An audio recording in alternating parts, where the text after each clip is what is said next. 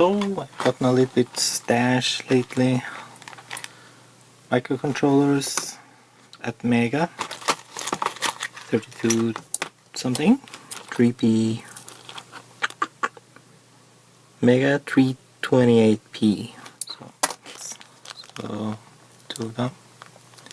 So you can connect mains, and then when they get hot they will shut the mains off. Then I got two boards. I think I have three of them. Anyway, here's one. This is for the microcontroller. So this one goes into the hotware air rework station. See, another one. I also got these. They are the same as these. These are pre-programmed with a bootloader for Arduino. But what I hear is that you don't need a bootloader if you connect in-circuit programming pins. I got this, so I fixed the DVD player. Not very exciting, but it works. Treat blue tack, which is actually white. This stuff is great. I never had that before. I've seen it many times. So yeah, here's one. It says that you, on the instructions, it says pull off a piece of blue tack and activate it by pulling and stretching. Yeah, pulling and stretching. Oi, gee. Roll it into a ball and place between the two surfaces and press firmly. So yeah, okay. We're going to have a ball there, so okay. Maybe not on this table, but if I get like this one, I think maybe it'll stick better. So, yeah, look at that. So that's cool. So for example, you can put it however you want. This stay there. Pretty cool. So that's handy. That's your third hand actually. So very nice. I keep it in here for now. So yeah, well, I'm waiting for the boards for these. So actually it's a bit redundant because I already ordered this version of the board that goes into the 8580 plus rework station with a MK184D3 41D3, and there's also a through-hole version, so I will just ignore that for now. So I will use this. I never got the circuit diagram for this, so let me just shoot in here that this video is more about the struggle. I did see this post the first time for the adapter, so I clicked on this, right? So when I click on that, I get the boards. I can order the boards at Orspark, but what I didn't see was this right down here. Yeah, so you get this schematic. Now other brands, they have this, like Hakko for example. They have bimetal strips. They even have thermal fuses, I believe. This stuff doesn't have any of those secondary measures. So let's have a quick note about the grounding. So what you should do whenever you get anything from China, check the grounding from here up to the tip. And in my case it was fine, but not always. So, and the reason for it is because inside here you have a heater, and yeah, that can fail and is connected to the mains. So a friend of mine on YouTube called Mindflare Retro, he sent pictures of his hot air rework station, and it says VP, so you have to see the innards to be sure what really is in there. Even though it says VP, it doesn't have to be the same as yours. And this one has a Samsung microcontroller. Anyway, they have grounding on the mounting post of the transformer, but they rely on the junction between the case here with screws. And for one, it's painted, and second thing, if it wasn't painted, it will be an unreliable connection due to oxidation. He shows that from the middle pin on the cable actually up to the tip has infinity has no connection anyway, so it should be very low.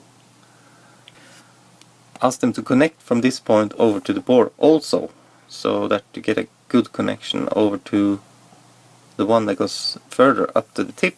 So, alright, so I set the meter to ohms, and then let's check the probes, since we're going to measure low resistance. So let's do an earth continuity test. So it's the middle pin down here, and then we go up here and we get 1 ohms. It's under an ohm. Now initially when I tested and I got 4 ohms here. So, and the reason was that it's not crimped, this earth wire.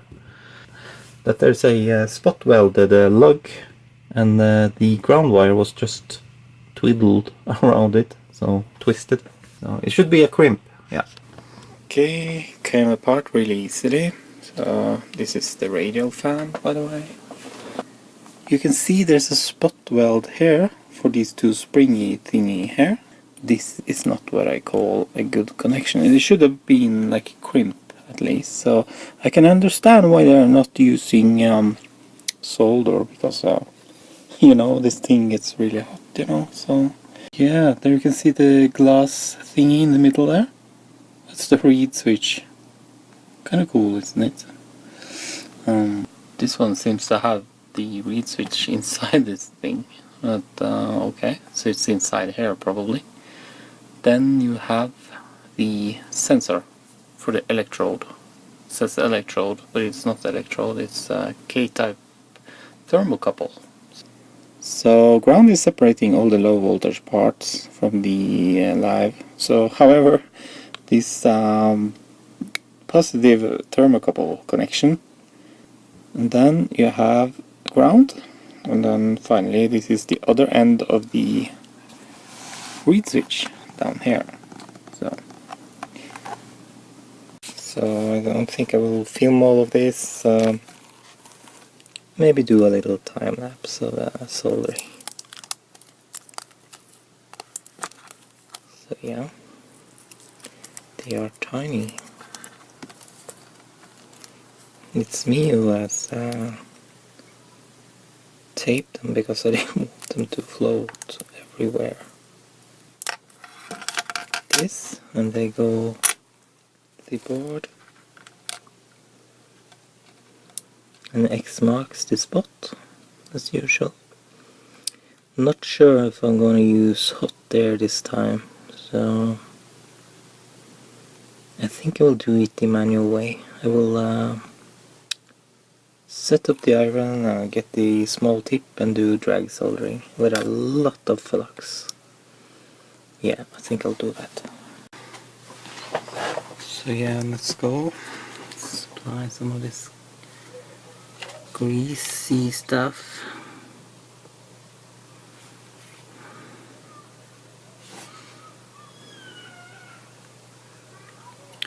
I have the window all the way open, that's why you hear child screaming and stuff outside. So if you're going to do drag soldering, then you need a lot of flux, and then I mean a lot of flux, so it will be terrible to clean. So I think I will use some of that blue tack.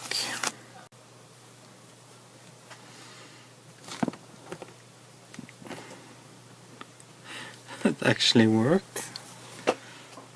Bravo! Let's go. So clean the tip, that's important. And start dragging. So this is there are many techniques for this, but I tend to hold it like this. So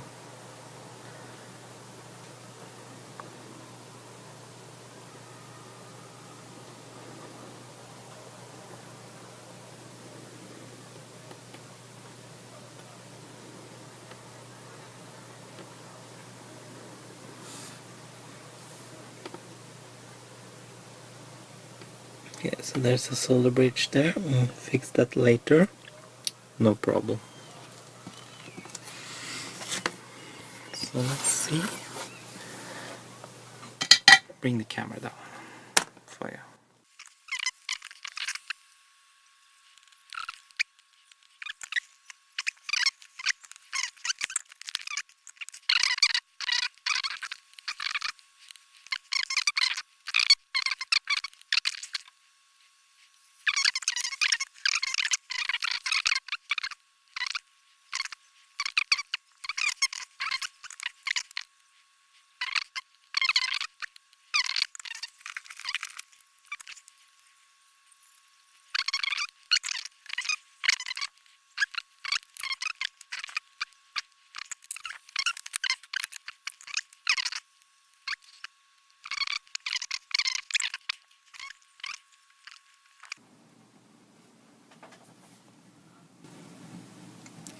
Well,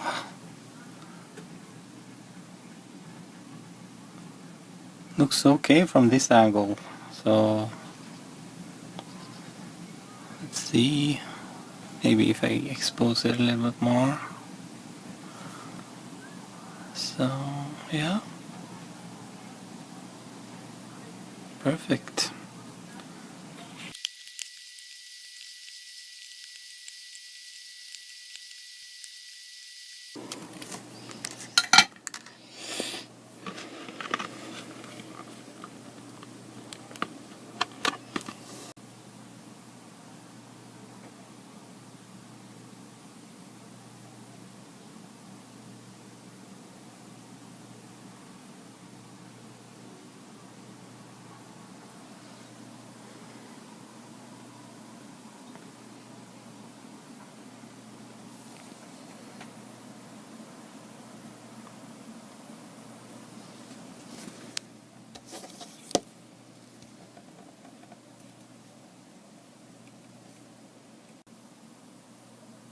There was this one producer, I'm not going to pronounce his name because I forgot it. I think he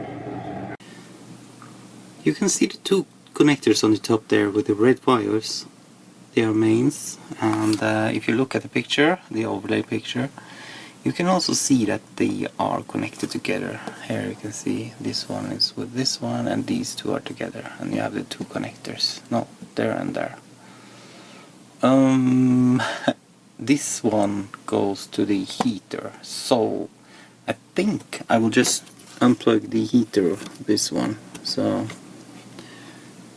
just in case when I'm debugging this thing. So I'm gonna connect this camera to the computer over there, but first we need to dump that memory card so we get all these pictures and stuff. So, and you can see the connector is now out, and I think I will have to switch this one off and have this mains plug off, and then turn it off when I'm standing over there and see what happens, because I'm a bit worried. So yeah. So see if we can install the chip. So let's see if we can get this guy in here underneath all the wiring. There's a new guy in town. It's called Atmega 328P, and his friends gonna bring much fun. So now that the heater is unplugged up here, so we are not going to have any accidents in the heater. I have this switch over there, so here goes. Holy crap. Well, it shows something. It's the firmware version, I think. I think I know what this is. There was this discussion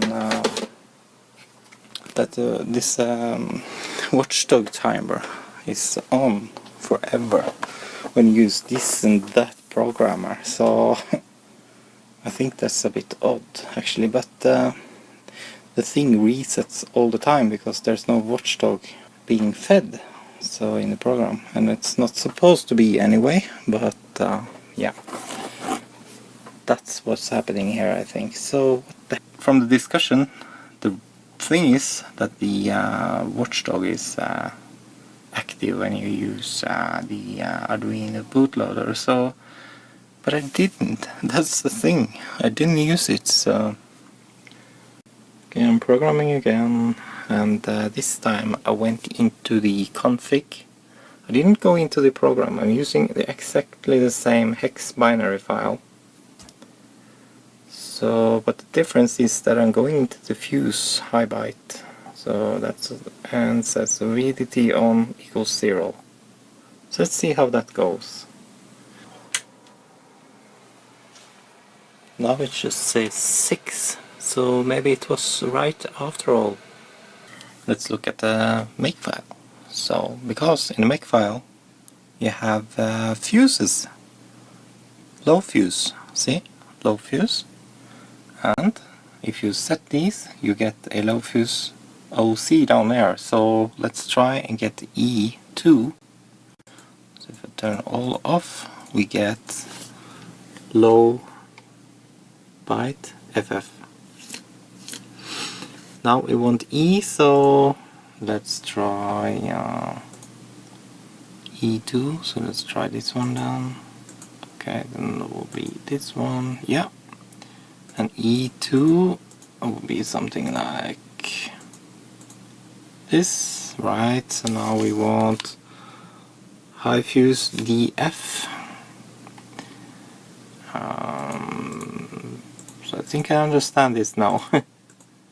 When they are selected they are 0, when they are not selected they are 1. So D, that will be, well, we can just try.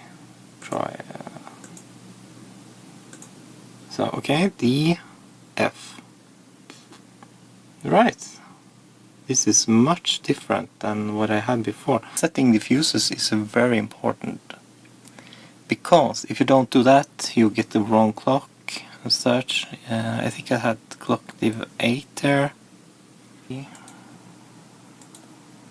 See, it's at least it says D, but why does it say 3D when I say Look at that, it works. It says fan speed. Yeah, well, maybe that's something I should disable in the firmware, because fan speed is something I don't care about. So actually I'm supposed to press both of them at the same time. I'm pretty sure there's a define, like speed define something, which is supposed to be, look, current sense mode. There you go. So this is something I don't want defined. So where do I define it? Well, that's in the header file. So let's get into the header file. See if we can do something about that. Find use watchdog. Did I miss it? No, it's not defined. It's so what's going on at the beginning. Here we have the while loop. Show firmware test fCPU with watchdog. Okay. Fan test. That's where it fails. There you go. So the wand is not in the cradle when power up. Go into safe mode and display an error. Supposed to be a test if it's in the cradle or not. So if it does the fan test, then it shows cradle. Okay, let's try that. Let's put the thing out of the cradle, turn it on, see what this says. Cradle. Right, so that works actually. So, and what happens then? It says read switch closed, display string cradle, clear display. So it does that forever until you put the this one over here. Then you get there, timeout. Fan goes on, and it says fan speed Y. So let's figure out why. So it says fan on 3 seconds, analog read, this won't work. So this current sense mode is not supposed to be active. So what else does it do? So if there's no current sense mode, it does it anyway. That's really strange, isn't it? It does say analog read anyway, so that's why does it do that? Okay, maybe there's something different here. Okay, so I bypassed the fan test, but then it sets temperature error instead. So yes, so I'm signing off for now, and maybe I'll just put in this board for now. So chip, and we'll budget up this one. I wrote a little write-up upon EV blog forum in the long thread that I've talked about. It seems to be alive still, 2017 there, and this is me. So this is what it comes down to. And for the fan temperature on this board, sorry for laughing, but they are not mixed after all. Those 10k resistors that I thought went down to the op-amp actually goes down to 5 volt on the op-amp. So they are just pull-ups. Damn it. Oh, so I solder it back in again. Well, I think I will check the firmware instead and see if it gets ADC values. Maybe it's fuse bits, or it could be different amplification on this side, you know, so yeah. So to see if the ADCs see anything at all, so change the code a little bit. I uncommented a little bit to get this faster than 100. I don't know why I say 100, it's supposed to be 1000. But anyway, analog read A0, so I display that, so it's in Arduino doing stuff like this, and then do a delay. So let's see what it says. So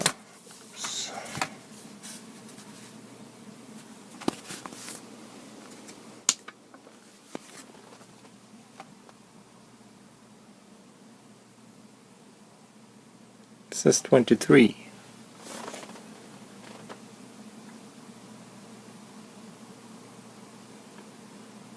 The wand is out of the handle, so let's insert it, then it should exit.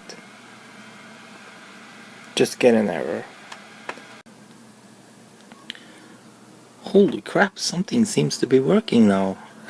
Well, I looked in the code, just searched for this ADC, and then I found this about the ADC because I wanted to know more about it.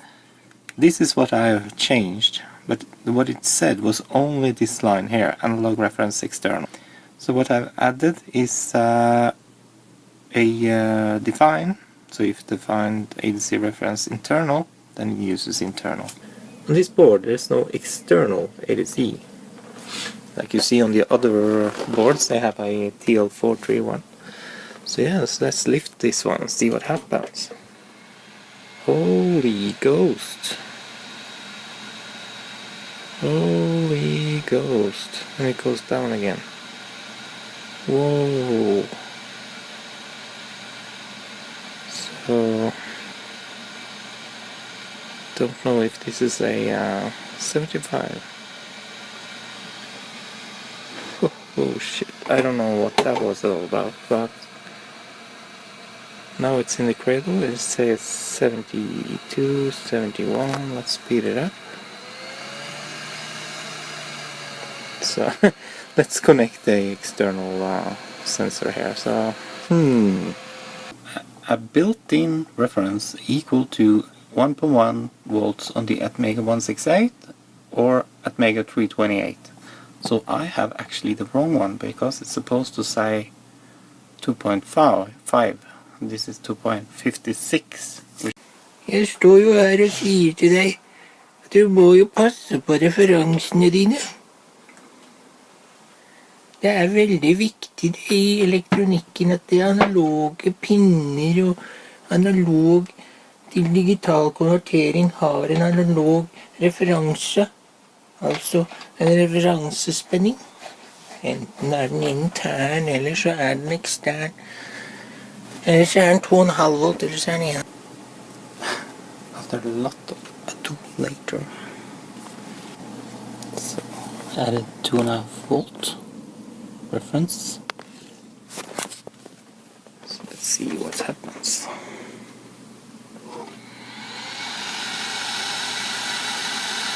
Overshoot. However, it's not bad.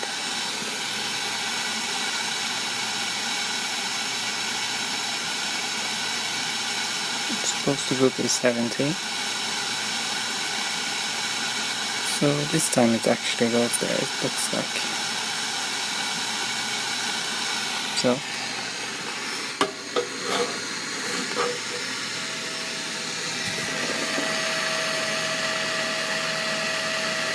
it's just not calibrated.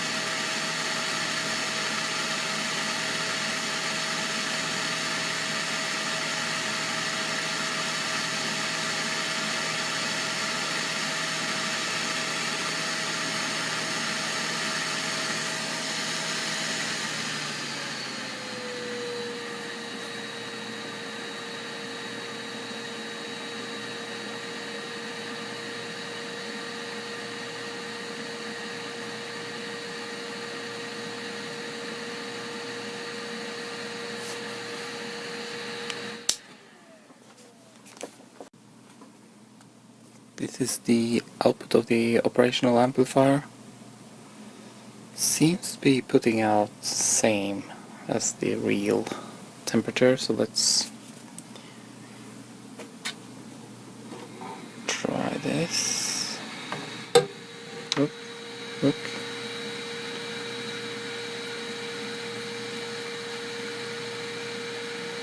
Not sure what the numbers mean, so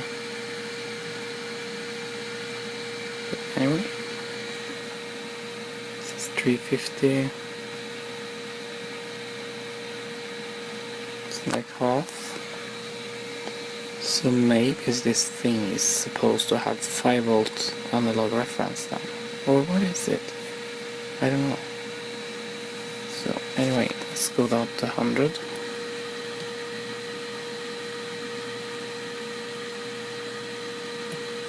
$90 then.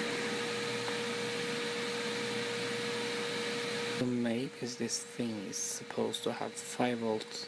Thank you very much for watching. You can see I didn't get a clear up here of what has to be done. So what has to be done is to program the Arduino such that you get a 2.5 divided ADC value. So then you adjust for gain error. So and then I think it was 35 offset. So after doing that, it's pretty reasonable. And if you want to see how it actually works after doing that change, watch the update video. So so yeah, so thank you very much for watching. Sorry for the very confusing bits here, but that's how it is when you try to make something work that isn't so easy. So yeah, bye for now.